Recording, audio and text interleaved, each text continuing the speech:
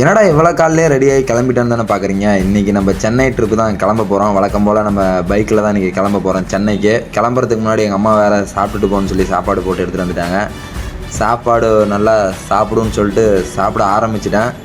வீட்டு சமையல்னால் கொஞ்சம் ஒரு மாதிரியாக தான் இருக்கும். அம்மா சமையல்னால் அதை கொஞ்சம் அட்ஜஸ்ட் பண்ணி சாப்பிட்டுட்டு அப்படியே கிளம்புவோம் அப்படியே சென்னைக்கு அப்படின்னு சொல்லிட்டு நானும் கிளம்பிட்டேன்.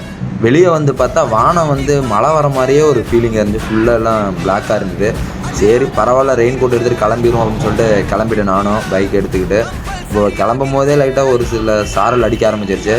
நம்ம ஊருக்கு ஒரு என்ட்ரன்ஸுக்கு ஒரு பாயை சொல்லிவிட்டு அங்கேருந்து போய் பார்த்தா நம்ம தென்பண்ணையாறு, தருமபுரியும் கிருஷ்ணகிரியும் பார்டரும் இணையும் ஒரு தென்பண்ணையாறு.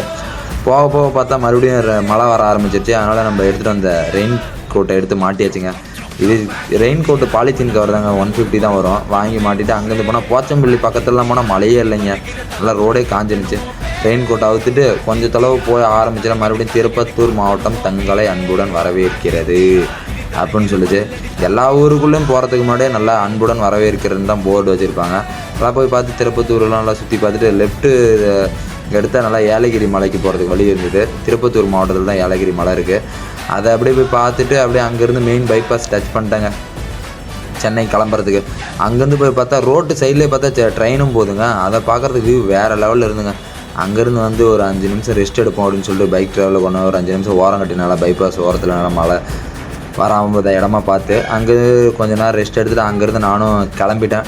ஒரு டோல்கேட் வந்தது. அந்த டோல்கேட்டை கிராஸ் பண்ண உடனே வேலூர் மாவட்டம் தங்களை அன்புடன் வரவேற்கிறது அப்படின்னு சொல்லி போர்டு இருந்தது.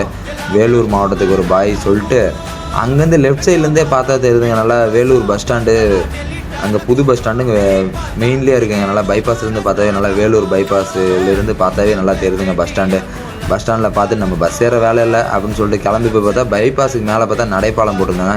இது மாதிரி அங்கங்கே போட்டாங்கன்னா நல்லா விபத்து தவிர்க்கலாங்க. போகிற வழியே பார்த்தா மறுபடியும் மழை வந்துருச்சு. மறுபடியும் ரெயின் கோட்டை எடுத்து மாட்டுறான்னு சொல்லிட்டு மாட்டிட்டு அங்கேருந்து ஒரு வழியாக நம்ம பக்கத்தில் வந்துட்டாங்க. அந்த செம்பரம்பாக்கம் ஏரிக்கு ஆப்போசிட்டில் உள்ள சவிதா மெடிக்கல் காலேஜ் பார்த்துக்காங்க எவ்வளோ இதாக பெருசாக கட்டிகிட்டே இருக்காங்க அப்படின்னு சொல்லிட்டு அங்கேருந்து வந்தோடனே நம்ம புதுசாக அந்த கோயம்பேடு பஸ் ஸ்டாண்டுக்கு பதிலாக குத்தம்பாக்கம் பஸ் ஸ்டாண்டு ஒன்று ரெடி பண்ணிகிட்டு இருக்காங்க. அந்த இடத்துல நின்று ஒரு 2 நிமிஷம் ரெஸ்ட் எடுப்போம்னு சொல்லிட்டு கால் வலி எடுத்துருச்சு. அதனால் 2 நிமிஷம் ரெஸ்ட் எடுத்தேன். இங்கெல்லாம் மழையே இல்லைங்க, மறுபடியும் மழை விட்டுருச்சு. அங்கேருந்து நானும் ஒரு வழியாக கிளம்புவோம் சொல்லிட்டு அப்படின்னு சொல்லிட்டு ரூமுக்கு கிளம்பிட்டேங்க. நம்ம ரூமுக்குள்ளே வர ரோட்டில் என்ட்ரி ஆகணும்னா நம்ம ஹவுசிங் போர்டுக்கு வந்தாச்சு. நம்ம பைக்கை பாருங்கள் எவ்வளோ இது மலையில் ஓட்டிகிட்டு வந்தோன்னா பைக்கே ஃபுல்லாக சேரு. அங்கேருந்து நம்ம எக்யூப்மெண்ட்லாம் எடுத்துகிட்டு ரூமுக்கு ஒரு வழியாக நல்லா சேஃபாக சேர்ந்துட்டேங்க. இந்த வீடியோவை பிடிச்சிருந்தா மறக்காமல் லைக் பண்ணுங்கள். நம்ம ஐடியா ஃபாலோ பண்ணாதவங்க ஃபாலோ பண்ணிக்கோங்க. பாய்.